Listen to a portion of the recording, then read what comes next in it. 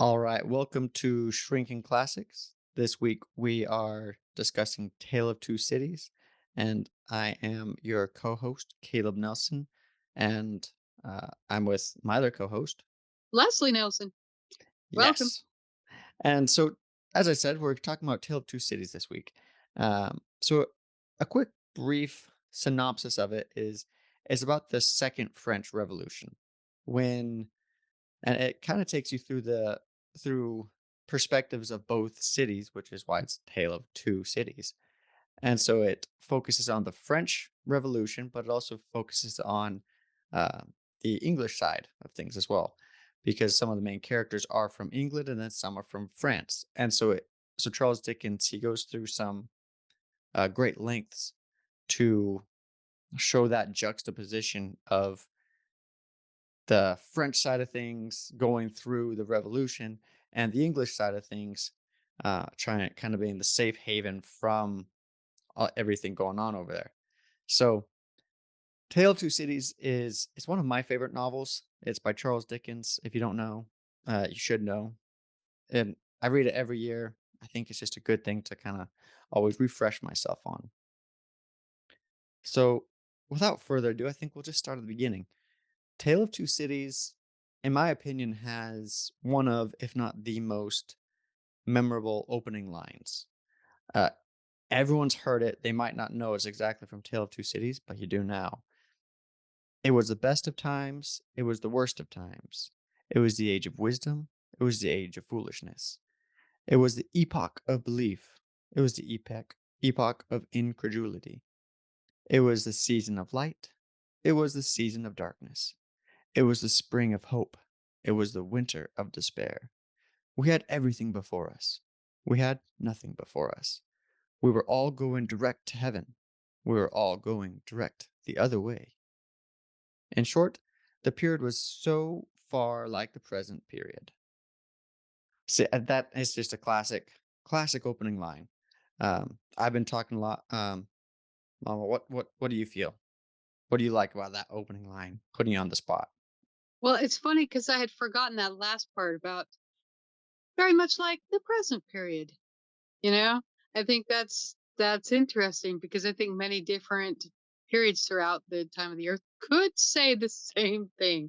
Like we're in a very tumultuous period right now, and recently I was studying 1919 because that was the year my grandmother was born, and wow, that was a tumultuous period like unto today.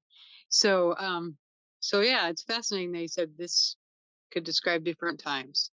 And I like the juxtaposition of the best of times and the worst. Like the best for some people, the worst for others.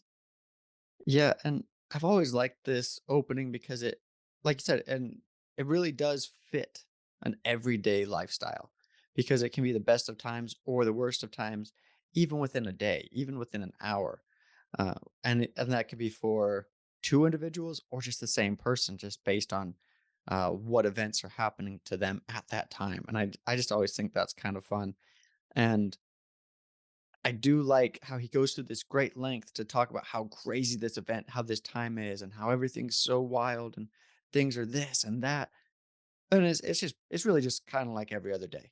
It's just I just Right. like that he kind of wraps it up by saying like, in short, the period was so far like the present period. You know, it's just he goes through this great length to talk about how different this time is, and then sums it all up by saying it's as different as every time is always. I think that's kind of cool. Yeah, Charles Dickens has some really great prose. I've been noticing, this time through reading it. I'm like, oh, I love the way he says things. But also, like we had talked about before, I was curious about since this is your favorite book, I want to kind of ask you some questions and maybe, I'll get more out of it than I have before. So you had mentioned the symbolism in the recall to life that happens at the very beginning with Dr. Manette, who Right. has just for the readers that might be haven't read it for a while or haven't read it, Dr. Manette was put into a French prison under, I don't know, some ridiculous circumstances. He wasn't guilty and kept there for many decades. I think. Yeah. And then at the beginning, the novel starts when they were able to get him out of jail or out of prison, and so his mental faculties are not really good in the beginning, but they're able to get him back to full health. And anyway, in that beginning, one of the messages is recalled to life. And you were saying that's a theme throughout the novel. So could you tell us a little bit more about that? Yeah, no, and that's something I've been really kind of looking for this time I've been reading through. Because last time I read it last year, I started to kind of have like this thought, like, I wonder if this is kind of a reoccurring theme I should be looking for. And so this time I have been looking, and I think it is. So in the beginning, then uh, it just opens to a stagecoach. Well, after the introduction, if you would, then it opens to a stagecoach, and these people on the coach, and then this man rides up and delivers a note to Mr. Lorry.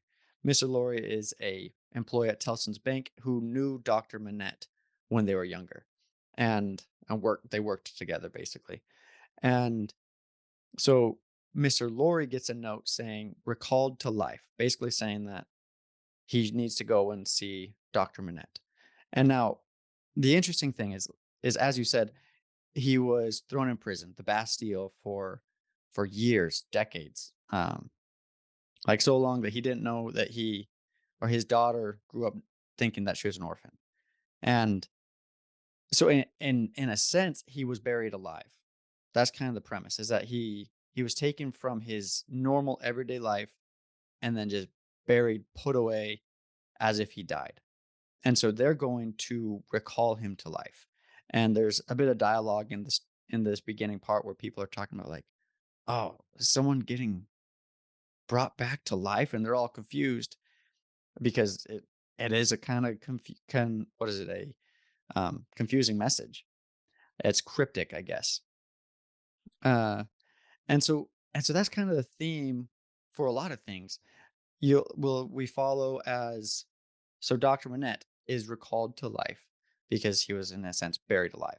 And then but even what I've been looking for this time around is Mr. Lorry, and we'll get into this a little bit more.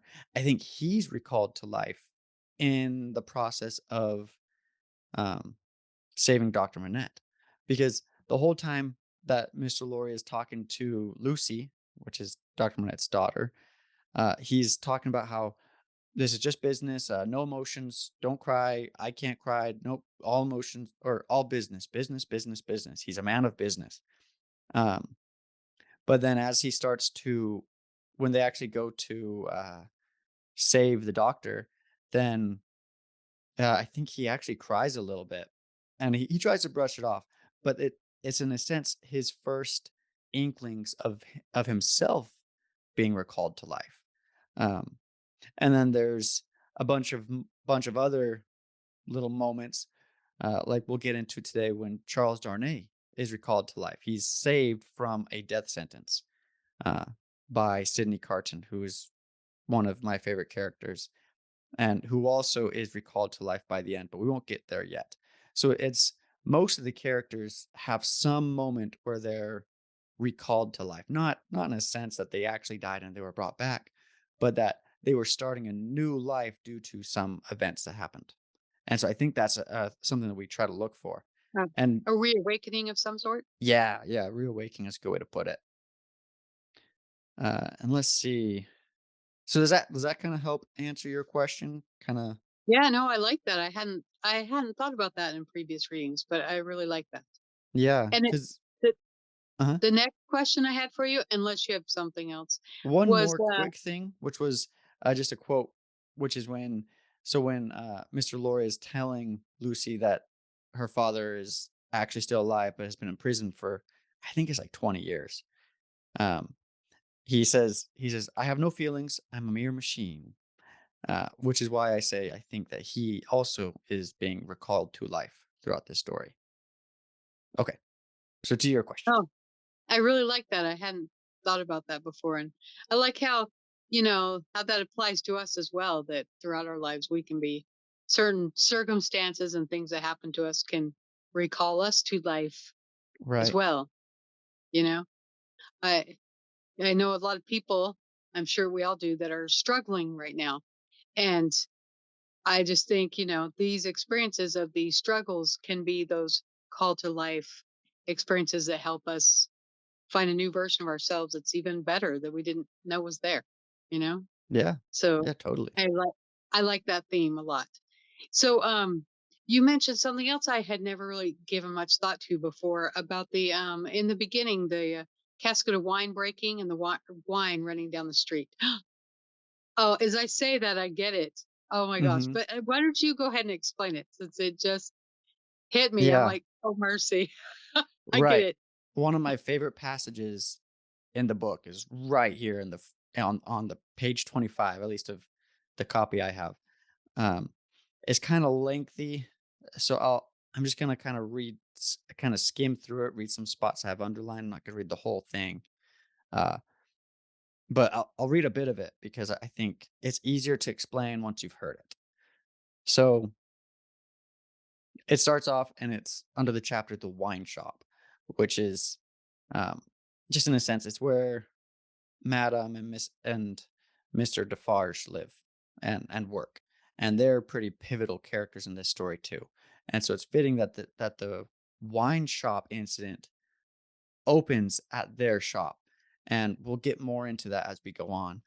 But for the time being, the it says a large casket of wine had been dropped and broken in the streets, and then skipping down that all people within reach had suspended their business or their idleness to run to spots to drink the wine, and they had dammed it into little pools. Some men kneeled down, made scoops of their two hands jointed, and sipped or tried to help women who bent over their shoulders to sip before the wine had all run between their fingers.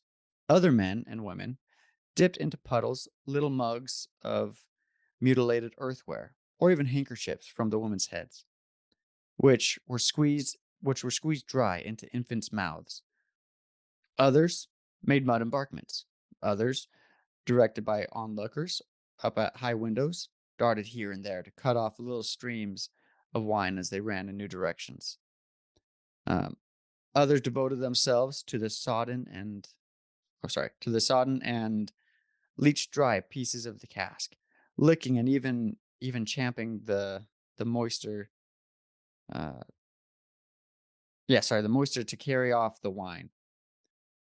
And not only did all that get taken up, but so much mud had gotten taken up that there might have been a scavenger in the street if anybody acquainted with it would have believed it was such a miraculous um, presence.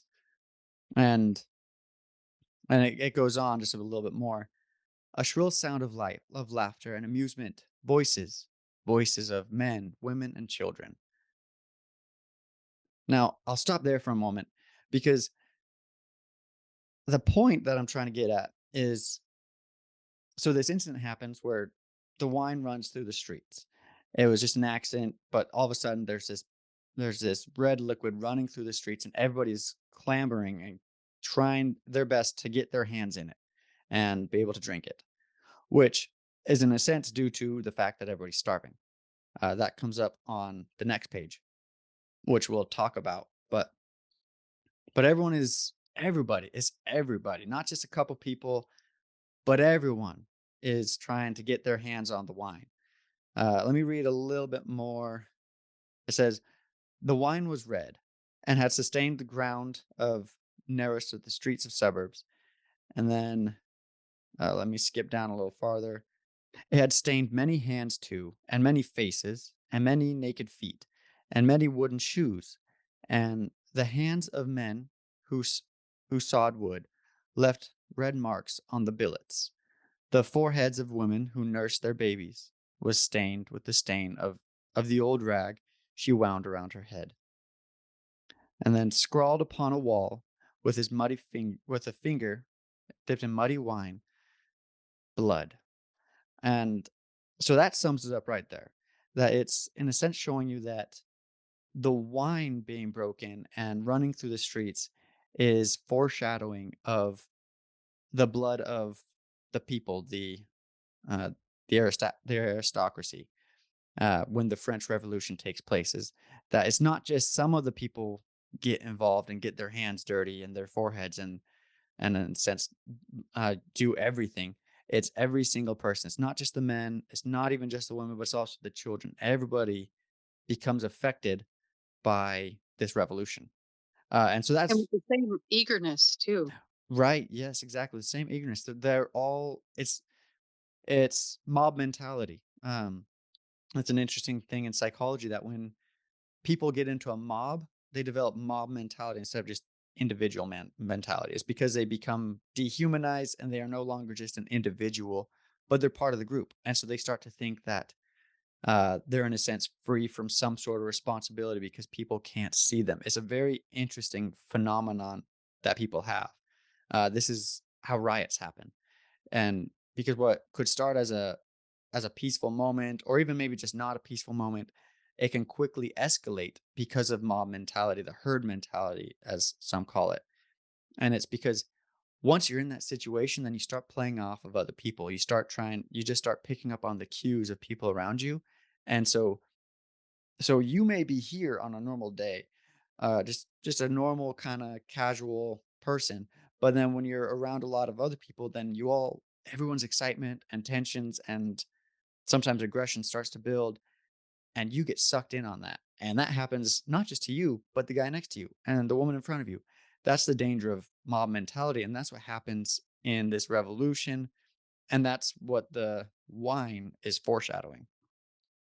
So that's why that's always really stuck out to me. This whole very graphic passage. If you're viewing it from the foreshadowing view, Yeah, that's so interesting because I've read this book many times. I just never noticed that part before. Now I'm like, how did I miss that? It's one of those things, once you see it, you can't unsee it.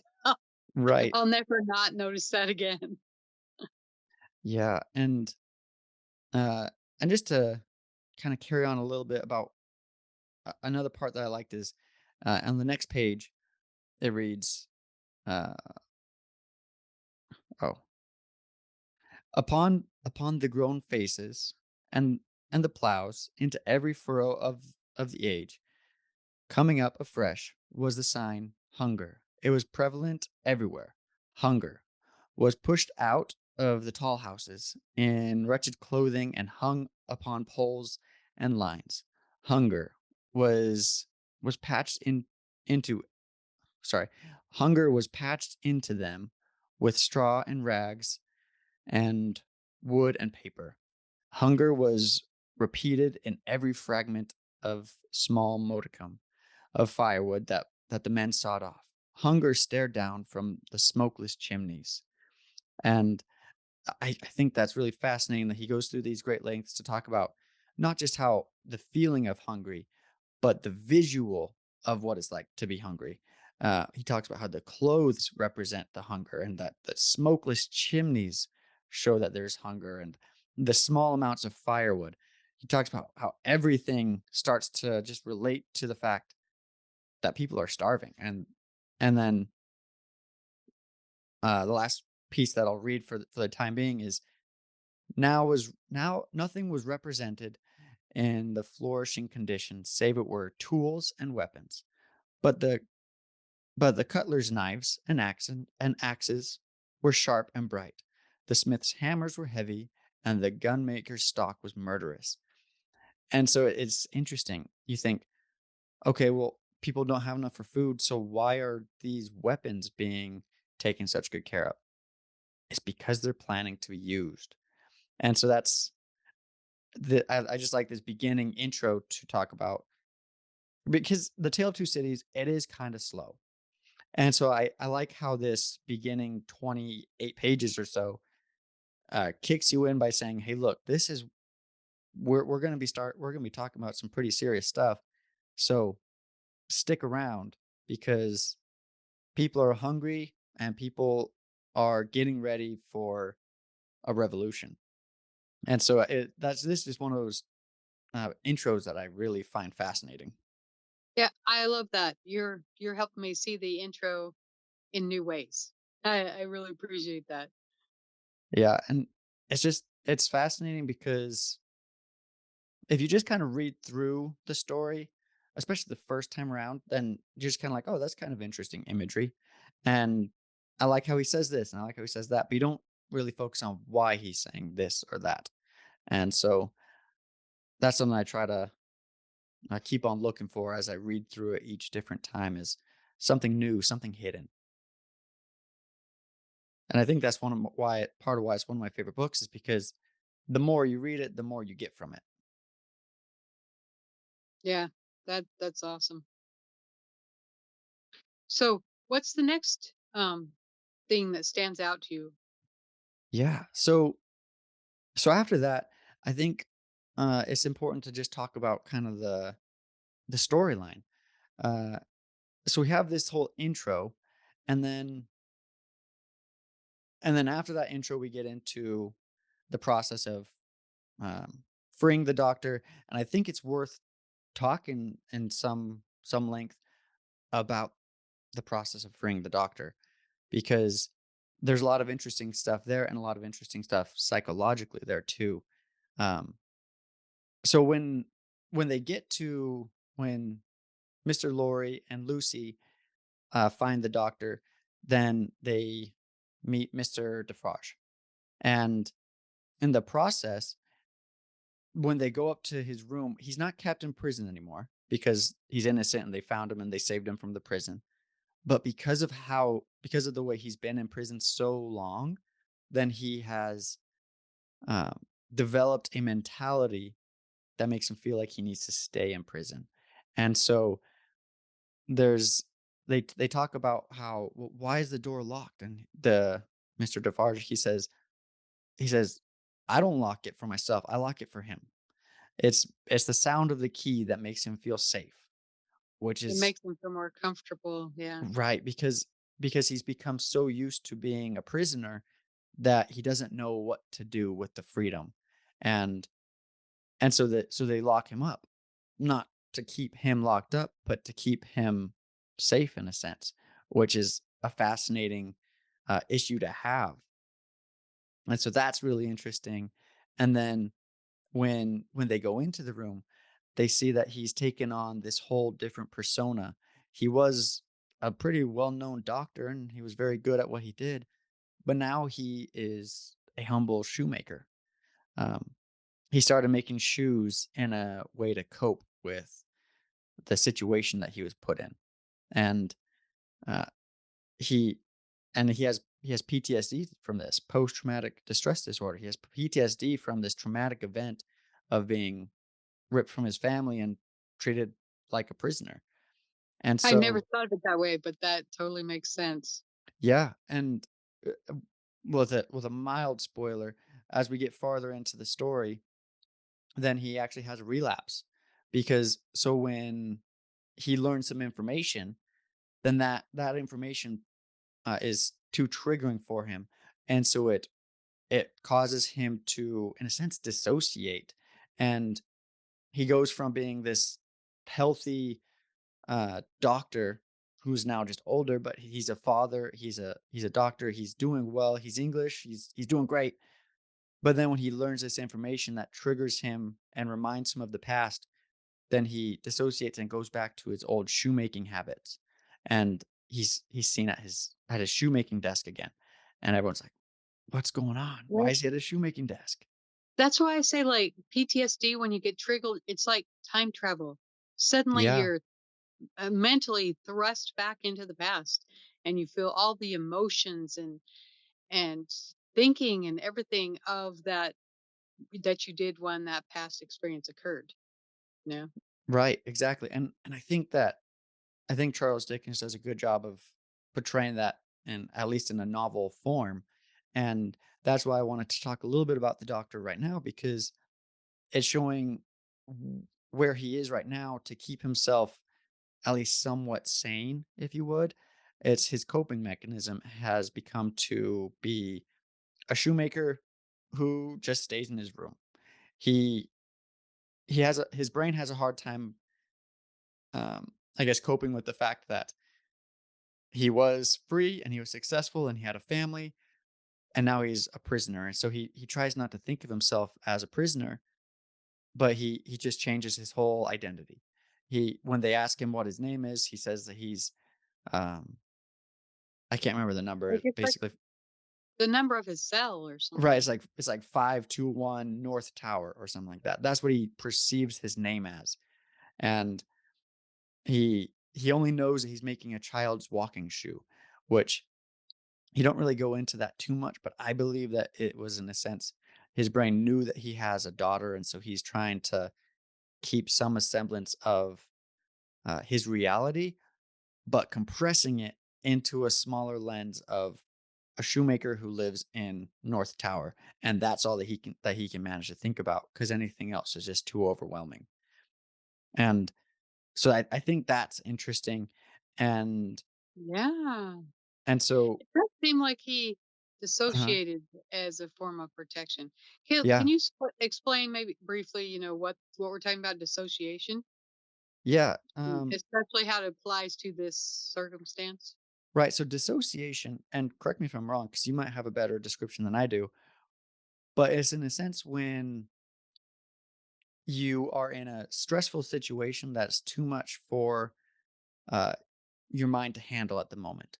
And so instead of having a panic attack or a mental breakdown or anything like that, then it's kind of like something just snaps.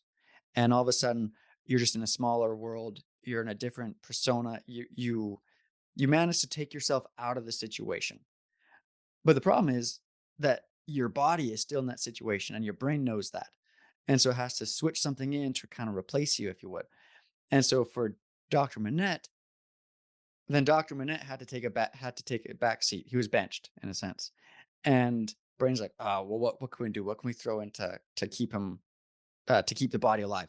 And they said, oh, well, let's throw in 521 North Tower, make him and have him make shoes, keep him busy. And so that persona took over, and Dr. Manette was now in the background, and he starts to come out a little bit when Lucy comes in, because now he's having this interesting thing of now instead of being triggered and staying as a prisoner who's a shoemaker, then now he starts to be triggered to remember his old life. And so Dr. Manette is kind of like they start saying, oh, where do we put Dr. Manette? We got to bring him back in here because apparently things are okay now.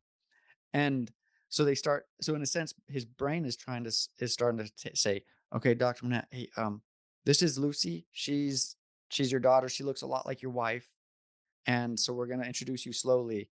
And so you see that uh, Doctor Manette is starting to emerge from 521 North Tower, but slowly, and so like I don't know how psychologically accurate that is, but I like for each person, but I think it's a pretty good at least literary description of the process of coming out of a dissociated state. I don't know. What are your thoughts? Yeah, I think it's excellent. And like you said, later something happened, some information that he didn't know before that reminded him of the incident that got him thrown into the Bastille. And that triggers him. And suddenly, at that time, he's recovered. He's once again a healthy, very mentally aware doctor, well respected in his community. And something happens that triggers, and suddenly he's 521 North Tower again and does not remember that he's Dr. Manette because his mind has just thrown him into this protective state.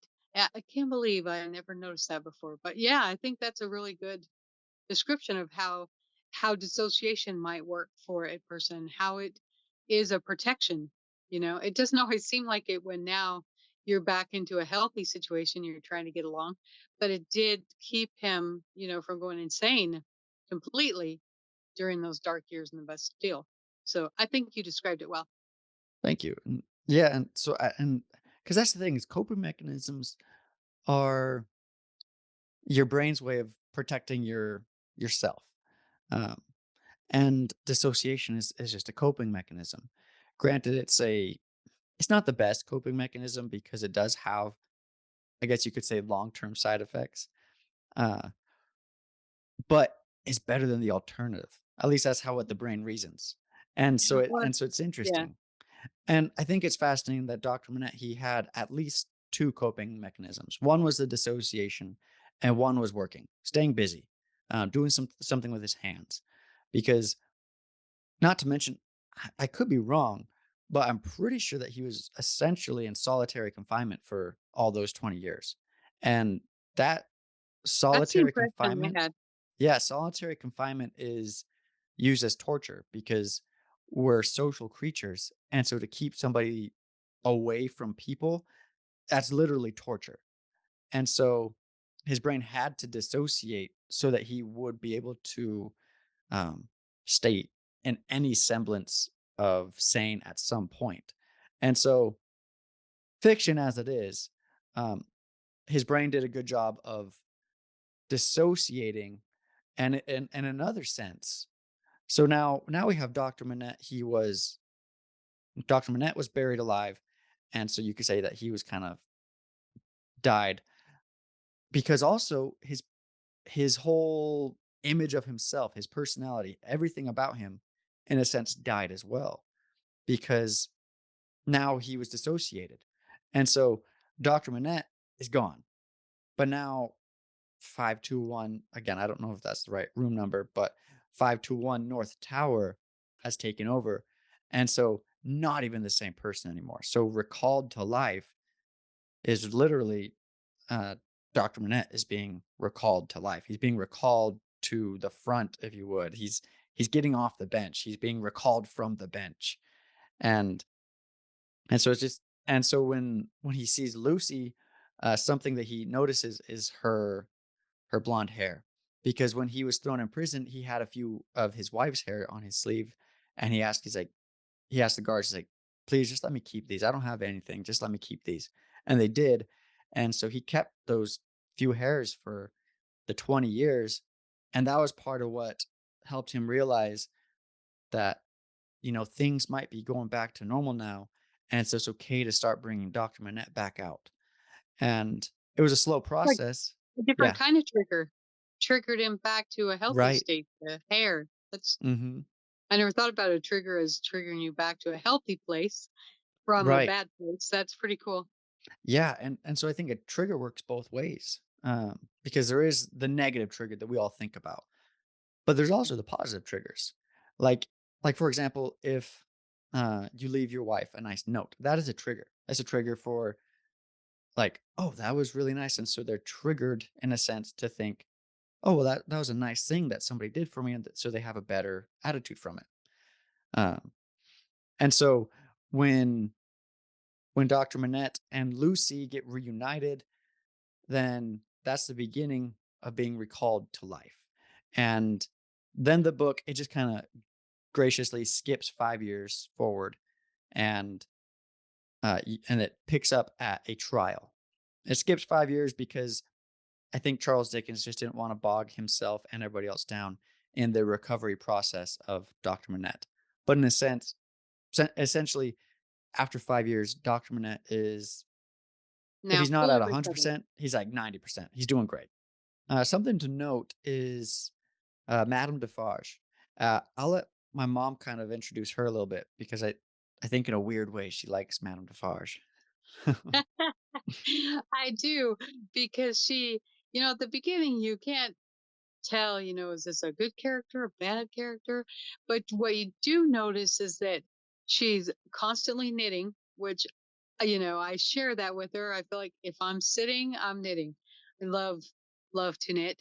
And, but she doesn't miss a thing. Like I remember when they first came to get Dr. Manette, I remember she kind of looked up and you could tell she gave this little signal to her husband, like just with her eyebrows, like she doesn't miss a thing. And she's going to feature more prominently later in the book with her knitting. So I'm excited to talk about that more as it comes up more in the story. Yeah, no, it's an ongoing theme that if you ever see Madame Defarge, she's knitting. And it's funny because one of the quotes, and it says it twice on the same page, practically in the same paragraph, it says that she was knitting and saw nothing, which is ironic because as you get to know Madame Defarge better, you know that she sees everything. And Right. so that's why it's it's interesting. So we'll get more to that probably in the It's next like episode we do. partially like a disguise, you know. Oh, I'm just sitting here knitting. Don't pay attention to Yeah, me. like the classic Nothing to see newspaper, here. like Yeah. how people in spy movies, they always hold up the newspaper with the 2 holes in them. r- It makes Right. people think that you're not paying attention, but you are. Yeah, Yeah. that's Yeah. true. Exactly. Yeah. Yeah, it's like a disguise, you're right. I like that. I didn't think about it like that.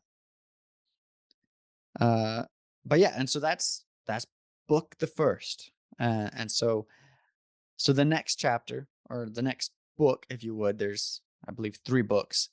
And book 2 is like I said, it's 5 years later. And it starts off by introducing us to Jerry Cruncher, who is just this wild character. Um, it starts off by him being all paranoid and worrying that his wife is praying against him, as he says, and flopping herself, and telling his son that if you see your wife flopping against me, then you come and tell me, and I'll beat her up. And it's just like he's an endearing character. He's not a good person, but he's the character you still kind of like just because he's so weird. Yeah. Not a good Dickens person, writes some of but the a best weird man. characters. Yeah. And so you meet him. Not much to say about him yet. Um, talk more about that again in the next episode. But he is a pretty pivotal character. And so now, but you get to know him as he has to deliver a message to Mr. Lorry, who once again, um, or to once again deliver a message to Mr. Lorry. Jerry Cruncher was also the messenger in the beginning of the book who delivered the recalled to life note to Mr. Lorry. And so now he's going to go meet Mr. Lorry at a trial that's going on. And the trial is for treason, at least suspected treason. And the person, the prisoner, as they may go to great lengths So of it seems like describing. they've Uh-huh. already decided that he's Right, guilty. right. No, it's true. And so they're calling him the prisoner, but him being Charles Darnay, who's one of the main characters. So spoiler, he doesn't die um, in this trial, and so we come in, and it's a court case that there were some people who think that he was delivering messages um, and is a traitor to his country, and so he's on trial to see if it's true or not. And Some sort of a spy. right, yeah, they were thinking that he's some sort of spy because I think because they were on I believe it was a train, and he came into contact with Dr. Manette and Lucy. Charles Darnay did, and Oh no, it um, wasn't it a ship? I think it was the ship oh from yeah, France back to England. yeah, no, that sounds right. And so they're on this ship, and he meets them, and he's helping Lucy because her her dad was feeling affected by the weather for whatever reason. And so Well, oh, can I yeah. interject Yeah, something? please. She felt that because of his weakened state, because as we said, he's still in that thinking he's a shoemaker phase. And so she felt that having him outside rather than going into the cabin would be better for him, which is weird to our modern sensibilities. But apparently, in other parts of the world, that's very common. Like they put their babies in Denmark, for example. At least this is what I've heard. I haven't Mhm. seen it, but put the babies outside in their little prams to sleep in the winter because that's Hmm, healthier to have that winter air. And so that's what she was doing, was trying to keep him outside because they thought that would be healthier. And interesting. Yeah. Darnay was helping her something, when you're on the boat, how the winds change. And so she was helping him, or Darnay was helping Lucy position him so he'd be in the best place to get this healthy air when the Yeah. winds changed on the boat. That was how I Gotcha. understood that. No, that makes sense. Yeah. Uh, exactly. And so it's funny. She starts talking about how he was really nice, and then the judge is like, "Who's he? You mean the prisoner? If you're talking about the prisoner, call him the prisoner." She's like, "Okay, the prisoner was really nice." That's what I mean. It sounds like they're already thinking he's guilty. Jiminy Right. cricket. Right. And so the prosecution is trying to use Mr. Lorry and Lucy and Dr. Manette to prove that Charles Darnay is a traitor. Um, and now it's going kind of well and is working a little bit. And uh, I'll read his closing remarks. I think they're comical, but in a s- but the defendant, Mr. Stryver, or the defense, Mr. Stryver, he's a really good lawyer as well, and his partner is Sidney Carton, who is awesome, but he's also just kind of a drunkard. And but he's super smart, but he just kind of views himself as a waste of life because he just doesn't really amount to much because he spends so much time drunk. And so Sydney is also recalled to life throughout this story, and we'll get more into that as the story goes on. But it's because he starts in this very low state, this very like always drinking, always depressed, always melancholy, and just really negative all the time. And throughout the story, then he starts to be recalled to life and starts to subtly change. And Well, I yeah, just want to add, I think please. part of that is, I imagine him being very lonely. He Yeah, doesn't love anyone and no one loves him. right. It's true. And That's one of the things that yeah, changes. So I'd just like to mention that. yeah, no, that's true. Is that part of what recalls him to life is again Lucy. Lucy, in a sense, in this story, is symbolic of love and compassion because she's able to bring her father. She's able to recall him back to life because of love and compassion. She, in a sense, recalls um, Mr. Laurie back to life because of the love and compassion that he witnesses that breaks through his machine-like persona. She is able to, um, and then she also starts to Has such an effect on Sydney as well. write exactly, and so she has an effect on Carton because of that potential for love and affection. Um, and she even has effect on Mr. Stryver, but that's just kind of a just a passing thing, really. And so what happens is that they're having this trial and they're saying, "So you saw the prisoner and he was on the boat with you and he had these papers and so he's guilty." Uh, but then Mr. Stryver, the defense, after being passed a note by Sidney Carton, he sees he says, "Well, let's see. If you saw that man," pointing at Sydney, and said, "Do you think that that man looks almost the same as Charles Darnay, the prisoner?" And they give him a wig and kind of adjust him a little bit, and everybody, everybody in the whole room is shocked. They're like, "Whoa, wait, they look like they could be twins." And so they're all baffled by that. And that helps turn the jury in their favor, saying, "Well, maybe the witness testimonies aren't that good because they don't know which one it could have been, and so I don't know. We'll just I guess that he's safe." And so he's acquitted. But as I mentioned, I wanted to read the prosecution's closing statements real quick, just because I think they're comical. Says that for these reasons, the jury, being a loyal jury as they were, or as he knew they were, and being a responsible jury as they knew they were, must must positively find the prisoner guilty and make an end of him, whether they liked it or not. That they never could lay their heads upon their pillows, that they never could tolerate the idea of their wives laying their heads on their pillows, that they never could endure the notion of their children laying their heads on their pillows. In short, there nevermore could be for any of them or theirs any laying of heads upon pillows at all, unless the prisoner's head was taken off.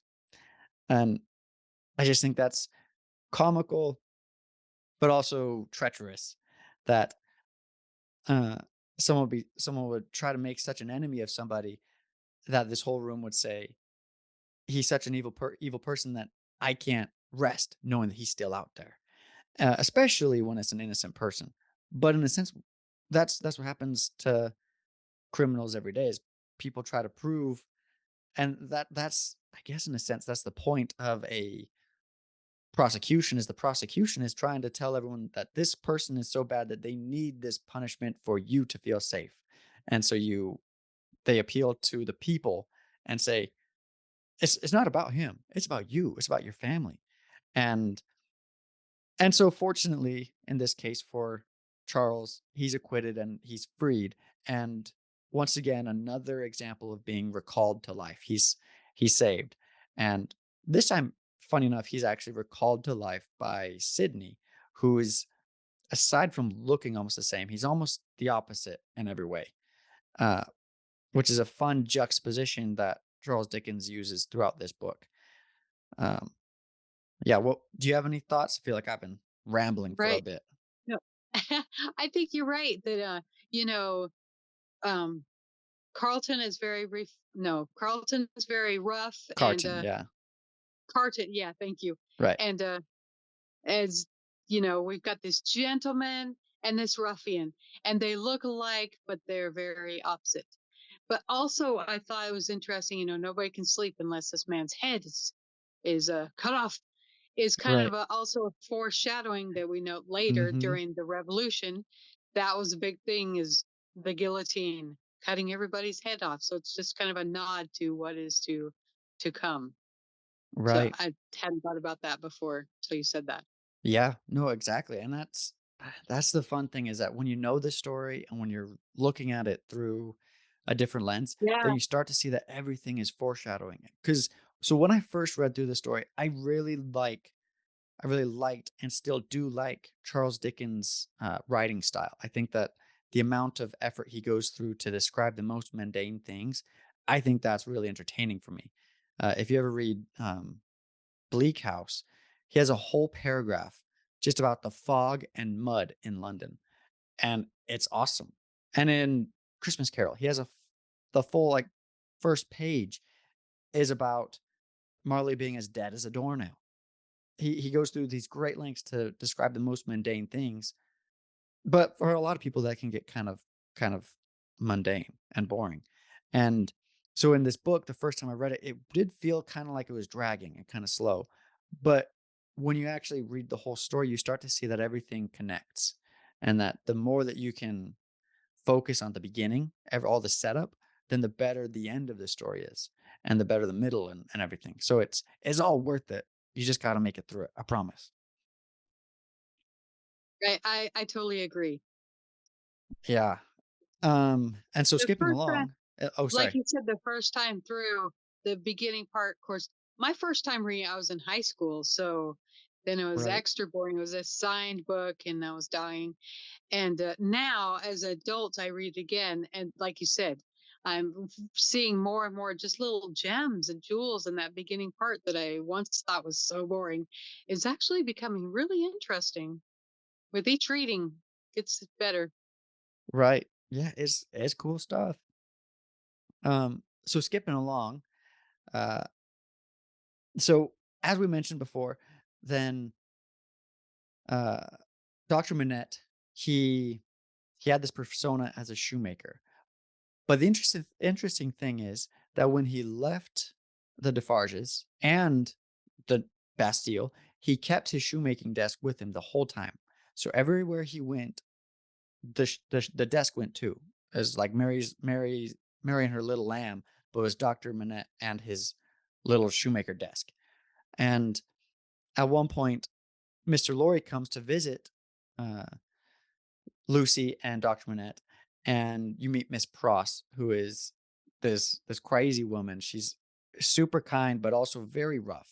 She's very harsh, and she's described as like a very strong woman. Um, and she's a funny character, and she's so concerned that ever since the trial, everybody's always coming to their door to see her ladybird, which is what she calls Lucy. And it's funny. She talks about how she's like, since the trial, there's been like dozens of people coming each day. And Mr. Lawyer's like, really, dozens of people?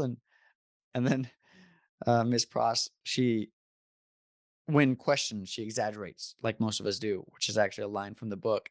And she says, yeah, hundreds of people are coming all the time.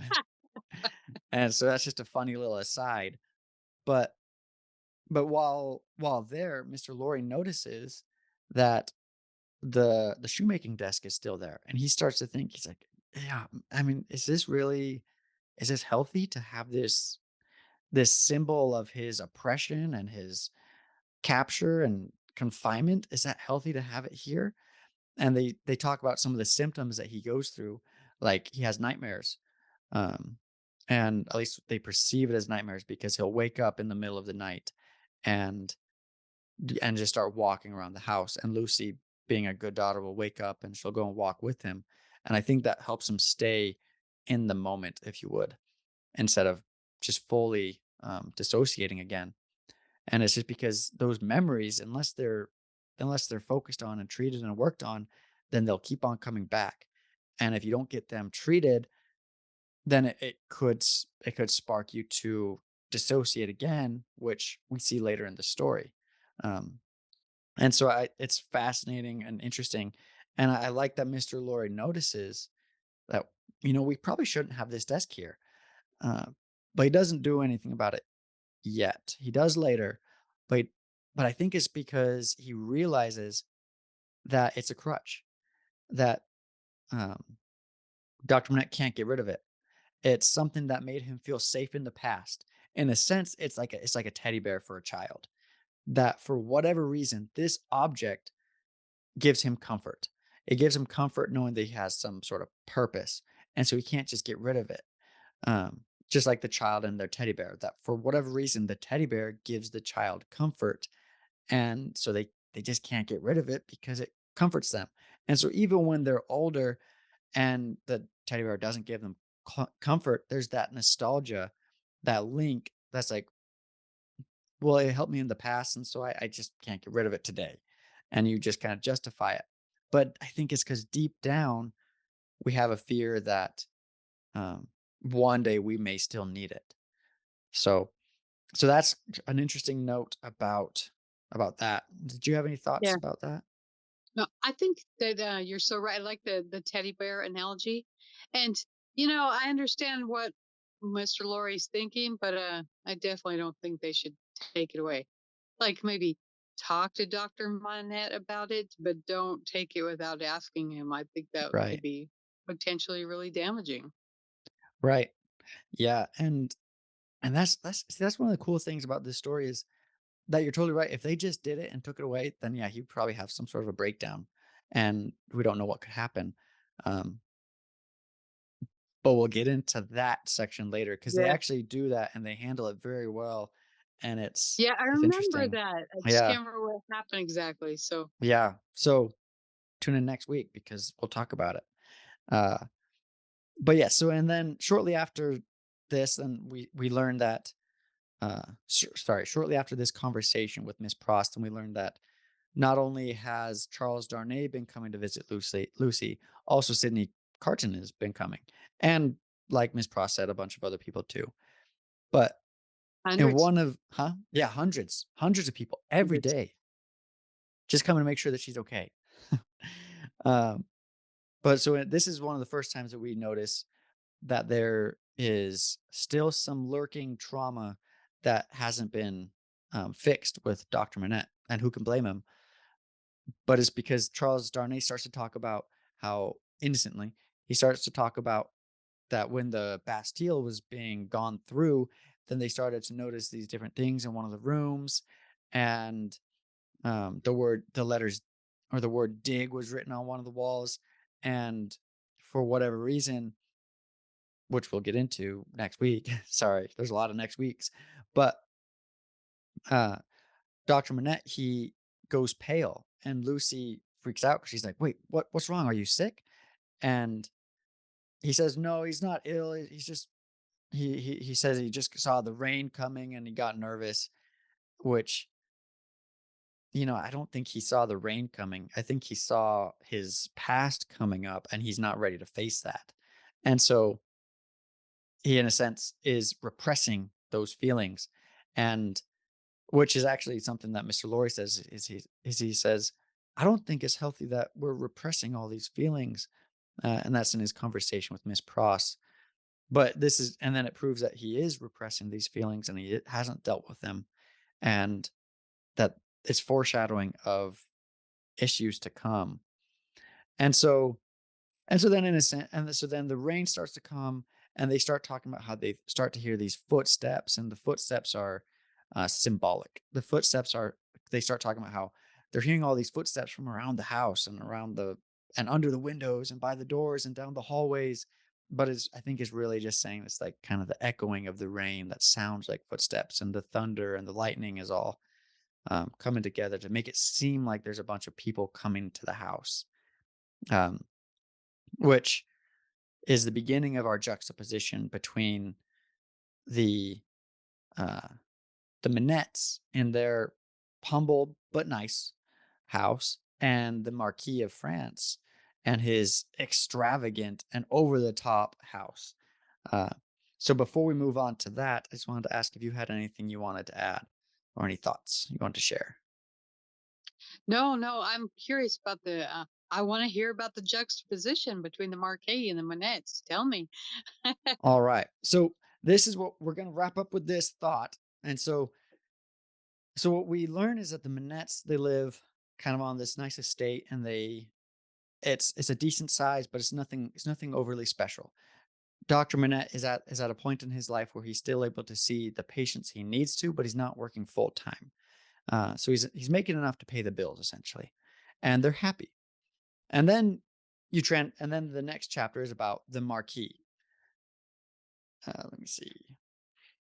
Yeah, so the Marquis and the Marquis, they go Marquis, he's basically a typical, um, negatively viewed, rich person, effectively, because the it starts out by talking about how he was gonna go and start drinking his taking his chocolate, which I think is actually hot chocolate, and how he needs 4 people to help him prepare his hot chocolate.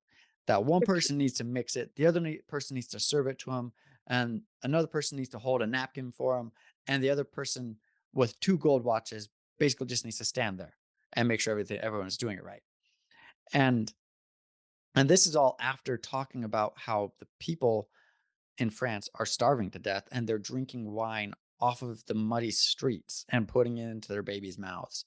And the Marquis is having 4 people wait on him to give him hot chocolate each day. And uh, Charles Dickens, he says, deep would have been the blot upon his exclusion if the chocolate had been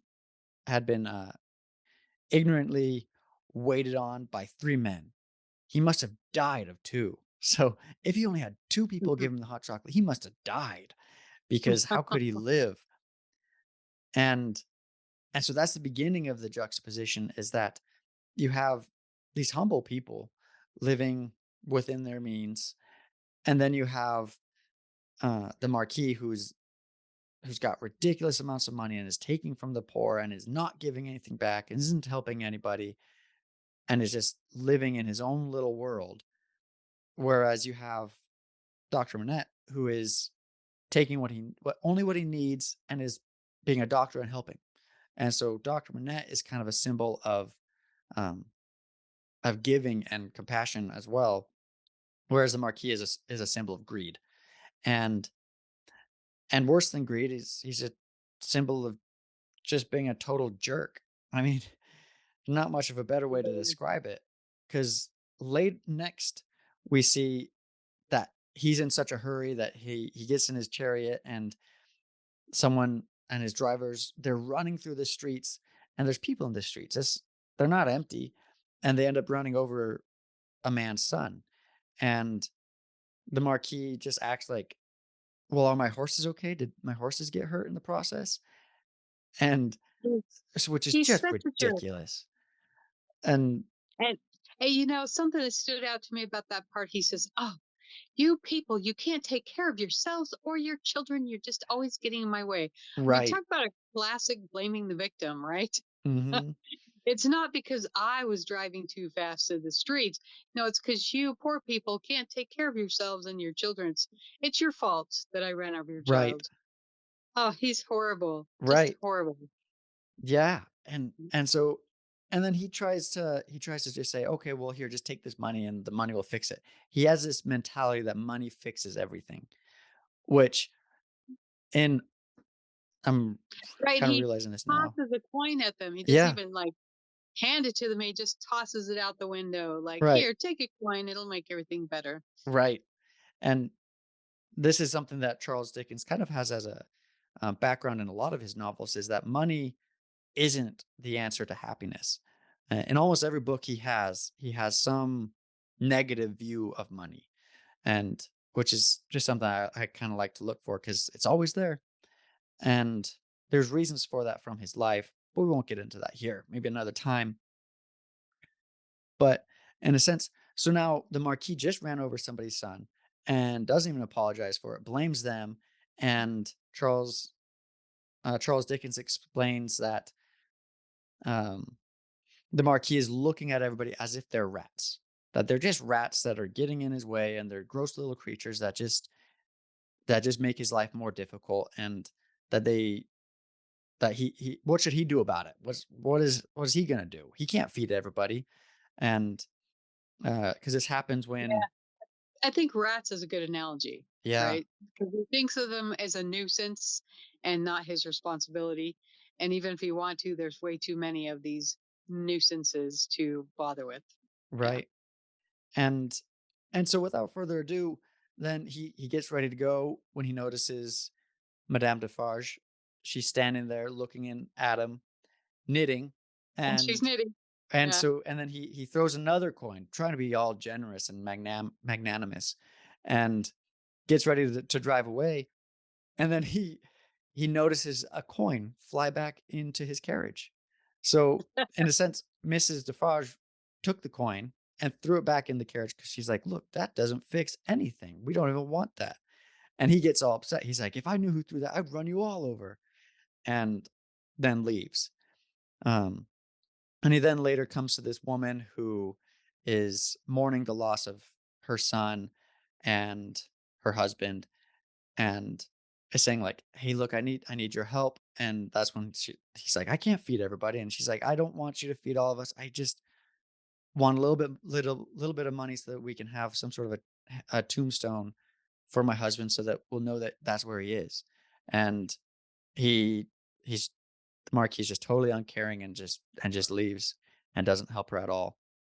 And and so then and so later this starts the beginnings of the end for him in a sense because the symbolic footsteps that they're hearing at the Manette's house are actually real footsteps that will soon be heard at the Marquis's chateau. And so that's one of the interesting juxtapositions is that you have these humble people living within their means, and you have this very prideful person living over everybody else's means. And then they start to hear what sounds like footsteps, whereas the Marquis will soon hear real footsteps of people coming to kill him and everybody like him as the revolution really kicks off. And so that's the juxtaposition that Charles Dickens is trying to show us is that you have two groups in this situation, and so it's really interesting to look for. You get the two cities. You get the English side of the city, which clearly he's biased towards, but um, and it's an interesting story, and I think that's where we're going to leave it for today. So, do you have any thoughts to wrap up? No, I think this is a good ending point, but I also, I think this conversation, at least for me, is so interesting because I've read this book a couple times, but I'm getting so much more out of it by talking to you because you love it. It's your favorite, you know True. what I mean? And I just love that about classics that you can get something different each time you read it, and that discussing it with other people is a crucial part of that. I just love that. So Yeah, I'm looking forward to discussing the last part of the book with you. I agree. So, okay, well, I'm excited. Uh, we're both gonna do our best to read through. If we don't finish it, this next week, then we will cut it up and we'll try and finish it for the next episode. And if not, then you will just have 3 episodes of this, of the Tale of Two Cities. But for now, the plan is two. That way we can get to Christmas Carol because it is almost Yeah. Christmas. Gotta talk So, about Christmas Carol. exactly. So be excited and hopefully you can check out. If you're checking out this one, then check out the next one too when it's uploaded. Without further ado, thank you for listening, and I hope that you check back in with us for the next one.